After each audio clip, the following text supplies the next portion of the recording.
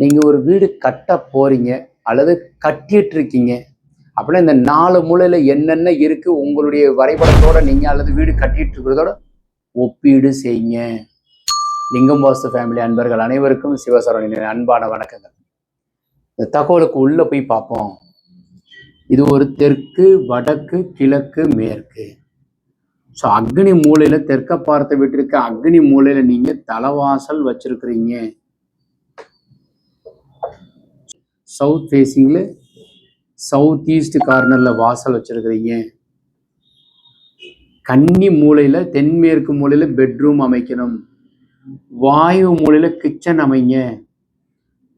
So இந்த பெட்ரூமுக்கு வாயு மூலையில் toilet, portico அமைங்க, படி அமைங்க, ஹால் அமைங்க, அப்பா அம்மா படுப்பதற்கு உண்டான அறை அமைங்க, அதற்கு உண்டான டாய்லெட்டை கொடுங்க. படி உள்ளுக்குள்ளேயே கொடுத்தால் இங்கே கொடுங்க, இல்லை இங்கே கொடுங்க. இதை ஹால் வைங்க.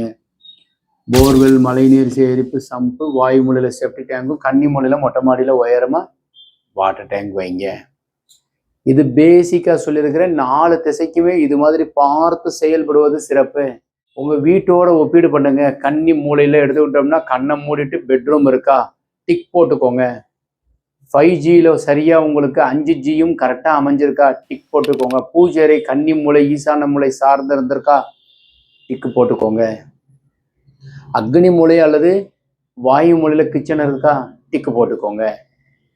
ஸோ அப்போ இது மாதிரி அமைப்பு உங்களுக்கு சரியாக இருந்தால் நீங்கள் ஆரோக்கியமாகவும் நலமாகவும் செல்வ செழிப்புடன் வாழ்வதற்கு உண்டான அமைப்பு உண்டு.